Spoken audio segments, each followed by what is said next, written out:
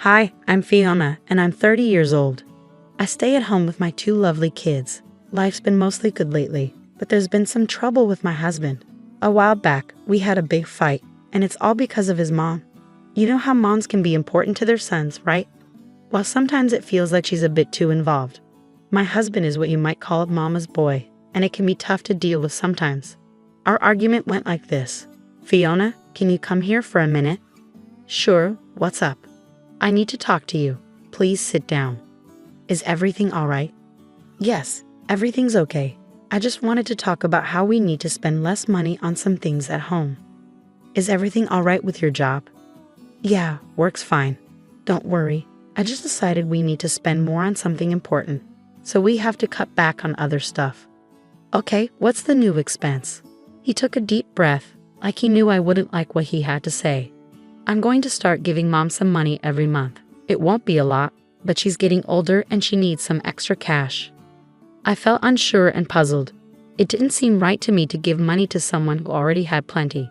My mother-in-law, Rita, had a successful business, and since she was a widow and her kids had moved out, she didn't need more money. I told my husband how I felt about it, but he tried to reassure me. How much money are we talking about? Don't worry about it. Excuse me? I'm the one managing the household, so I need to know. How much? I'm going to send her $4,000 every month. I was shocked. $4,000 a month? That seemed crazy to me, considering that's what many people spend in total each month. He'd be giving her all that money for basically nothing. I tried to argue with him, saying it wasn't possible, but he wouldn't budge. Our argument got so bad that we ended up sleeping in different beds that night. We're well off, but I always try to be smart with our money so we don't waste it. Giving someone $4,000 a month for no good reason, just because she's my mom and I love her, adds up to $48,000 a year. That money could go towards our kids' college funds, their savings accounts, our health insurance, or even better, it could go to people who actually need it, like charities. I tried explaining this to him, but he wasn't willing to listen. 5 months passed since he began sending money to his mother, and to add insult to injury, he wanted me to be the one to send it to her. It felt like he was trying to punish me and show that he'd always put his mother first. But thankfully, his arrogant behavior wouldn't last forever. I stumbled upon something shocking. It all began when my mother-in-law visited us 3 months after she started getting the allowance. Hello, Fiona. How's my favorite daughter-in-law? I'm doing well, thank you. How about you? Oh, I'm feeling so much better ever since Adam started sending me money. I was struggling a bit before, you know. The business wasn't doing as well as I hoped, but I didn't want to ask for help. I guess Adam just sensed it. It's like our special mother-son connection. I felt terrible hearing this. How could I deny her the money she needed? I always thought she was fine, but she wasn't. She started to cry, and I comforted her. I've always been okay with sharing money with those who need it, and Rita clearly did. Also, I thought. After a heart-to-heart talk, I noticed something strange. Rita started talking about going on luxury trips now that she had extra money. It didn't make sense to me. If she needed money, why talk about trips? But whenever I looked confused, she'd backtrack and say she meant once she became rich again. It was odd, but I brushed it off because she said she needed the money. 2 more months passed, and I kept sending her the money. She'd always thank me profusely, saying how much she needed it. I felt bad for doubting her and guilty for arguing with my husband. Unfortunately, we started feeling the effects of less money in our household. It's tough to change your routine. Still, I tried to cut back wherever I could, and we managed to get by. Then, one night, I came across a text from his mother while cleaning my husband's office. Curiosity got the better of me, so I read it. Hey Adam, hope you're doing well. Could you increase my monthly allowance? I want to enjoy some extra luxuries. I was stunned. How could she ask for more money when she already gets enough to cover the average monthly expenses of a single person in America? Remember, she's a healthy, capable 65-year-old widow who lives alone. So why did she need more money, especially for luxuries? It didn't add up. My sympathy for her was fading, and I couldn't resist the urge to find out more. Ignoring the email from his mother on my husband's computer, I started searching through the family finances. Unfortunately, I didn't find any evidence of wrongdoing, so I decided to come up with a plan. Hi Fiona, everything all right? Why are you calling so late? Hello Rita, I hope everything's okay with you. Well, I'm managing, but honestly, it's been tough. Sometimes I struggle to afford even basic things like toiletries. I'm really grateful to my son for helping me out. Anyway, I was thinking, would you like to come over for tea tomorrow? Tea sounds wonderful. Thank you for inviting me. You know, things have been tight for me too. Sometimes I can't even afford tea, so it'll be nice to have some with you. Oh, it'll be my pleasure, Rita. Just come over, and we'll have a nice afternoon together. All right then, see you soon. Bye. Bye.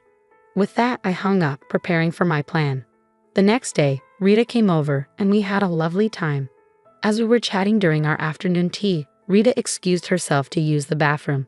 This was my chance to snoop around. I quickly went through her purse and found her phone, which was unlocked. I opened her banking app, determined to uncover the truth about her financial situation. Women's intuition rarely fails, and I stumbled upon some shocking news. With my suspicions growing stronger, I delved into her financial records, expecting to find evidence of financial struggle. However, nothing could have prepared me for what I discovered. Rita had over $1.6 million in her bank account as of 6 months ago.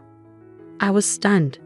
I had to exit the app and reopen it just to confirm that I wasn't mistaken. But there it was, clear as day. She had a huge sum of money in her account. Confusion overwhelmed me, and then, to make matters even more bewildering, I noticed a familiar text message on her phone. It was from one of her employees, and it said, "Hello Rita, please find attached the financial breakdown of last month's earnings. Just wanted to let you know, it looks like we've made a big profit for the 4th month in a row. You're a fantastic businesswoman. I'm eager to hear your thoughts." Naturally, I opened the attached document and my eyes widened at the sight of even more money. The report showed a monthly profit of $8,400 for a small business. It was truly impressive. At this rate, the business would thrive. Sitting there in shock for what felt like ages, I couldn't help but feel furious. This lady was taking money from her son's household, from her own grandchildren, for no real reason other than to satisfy her own ego. As I heard Rita returning from the restroom, quickly, I erased all traces of my snooping and placed her phone back in her purse. Rita returned, thanking me for the tea. "Oh, Fiona, thank you again for the lovely tea. You know, as an old lady, it's tough to manage, especially when you're already struggling. Lately, things have been really hard for me, dear, and I'm so grateful for you and your husband's help. Say, could I ask you for something, if it's not too much trouble?" "Of course. What do you need?" "We're just happy to help. But may I ask, is it possible for me to get some more money, maybe an increase to $6,000 a month?" Let me tell you, it took every ounce of self-control not to explode and lash out at this woman for all the nonsense she was putting me through. I gritted my teeth and responded, "I understand your struggles since you're clearly going through a tough time. It's not like you're a millionaire or anything." She froze for a moment, a subtle reaction that I might have missed if I didn't know what I knew. But because I was aware, I caught it. Luckily for her, she quickly recovered. "Oh no, of course not. If I were, I wouldn't be asking you, darling. So what do you say?" "Unfortunately, I don't think we can manage an extra $2,000. As soon as I said this, Rita's smile faded, replaced by what seemed like irritation. She pressed her lips together, clearly frustrated. "Oh, that's all right, no problem. Well, I have to leave now, so let's catch up again soon." She left in a hurry, almost as if she had just been rejected by a lover and wanted to escape to avoid embarrassment. Now, knowing she was a liar and a thief, any sympathy I had for her vanished. I debated whether to tell my husband what I found, but I decided against it. He needed to see her true colors for himself, especially after he criticized me so harshly. It was a painful lesson he needed to learn on his own.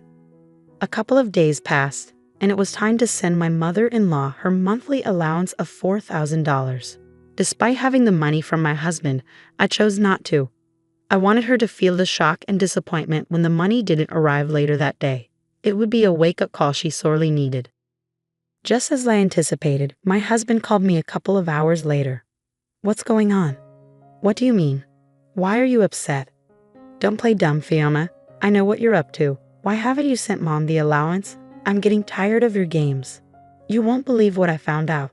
There's a reason behind what I'm doing. Listen, I understand you care about your mom. I'm sorry if you feel I don't appreciate that, but you need to hear me out. You don't even earn a dime to have a say in how we spend our money. It's my money and I'll decide what to do with it. So when I say send money, you do it. You're just a housewife. Remember that." His words shattered my heart. How could he talk to me like that? I was stunned. All the anger I'd bottled up for so long suddenly erupted. So I decided to fire back. "You know what your problem is? You don't appreciate me. You think being a housewife and mom is a breeze. Well, let's see how easy it is without me. I'm not sticking around to be treated like this. But before I go, check your mother's bank account. Don't bother calling me until you've done that. Have a nice evening." "Fiona, wait, I didn't mean." I hung up. I was fed up with being treated like dirt. Sometimes life throws challenges our way to remind us to take a break. I've been working so hard, and it's all taken for granted. Let's see how he manages without me, especially when he finds out his mom's a liar and a thief. I sent him the pictures I took of his mom's bank account while I was investigating. Then I switched my phone to do not disturb mode. I packed bags for me and the kids and checked into a nearby hotel, not wanting to disrupt their school routine. They asked why we were staying in a hotel, and to spare them unnecessary worry, I told them our house was being fumigated, so we needed to stay here for a while. I said Daddy would stay in another hotel. I couldn't bear to burden my sweet angels with the truth. They didn't need to suffer when I was already struggling. I needed to heal for them first. Even with my phone on Do Not Disturb, messages flooded my inbox from both my mother-in-law and my husband. But I was too drained to deal with it all, so I spent the night relaxing and playing with my children. Morning came, and I was woken up by a phone call. "Hello, Miss Fiona. There's someone named Adam here who'd like to meet you. We have to confirm if you know each other for safety reasons." "Yes, I know him. He's my husband. You can let him know my room number." Adam arrived at my door, and I opened it. He immediately hugged me tightly, squeezing me tightly. "Oh my gosh, I'm so sorry for everything. I saw the evidence you sent me, and you were right not to give her any more money." He began to cry in my arms, and I comforted him. I invited him into the room, and we started talking. "Darling, I'm so sorry for everything. I'm glad you realized what was going on. Can you tell me what happened?" Just then, my mother-in-law called. I decided to answer it. "Hello. How dare you invade my privacy like that? I could sue you, you know." "Do you even need the money? How dare you try to ruin my reputation in front of my son? It doesn't matter. He loves me, and he'll do whatever it takes to make me happy. You think he'll stop sending me money? Ha, you must be delusional. You think he'll listen to a mere housewife? You're sorely mistaken. Yes, I have money. I always had money since my husband passed away. I just like to control Adam sometimes so he doesn't get too arrogant. He needs to remember that mommy comes first." The voice on the phone wasn't my mother-in-law's. It was like a monster, so different and filled with malice. Her yelling woke up the children. "So, you're not bothered by how your selfishness has disrupted this household? You don't care that Adam and I have been arguing because of your actions? You don't even care that you've been stealing from your own son and grandchildren? Oh, come on, you two are headed for divorce anyway. I can't wait for that. They'll come home to me eventually. And as for those kids, well, I guess I don't really care." "Mom, that's incredibly cruel." "Adam, honey, listen. I didn't mean it. Did you hear all of that?" "Adam, my love." "Nope, that won't work on me this time. I've seen your true colors, and I've had enough. You've made the past few months hell for me and Fiona. How could you manipulate me like that? I'm your son. What kind of evil has possessed you to do such a terrible thing? I can't even imagine. I fell for your tricks, but my wonderful wife Fiona saw through you all along. She knew something was off, but I shouted at her and disrespected her. Not anymore. Fiona is my real family, not you. I never want to hear from you again. Adam, wait." But I have no one. Maybe that's how it should be. Click. Adam ended the call, and though he was upset, I could see a sense of relief in him. He'd been manipulated like this his whole life. Realizing that must have been a heavy burden, but it was lifted now. For the rest of the day, Adam apologized to me and the kids for his behavior and distance.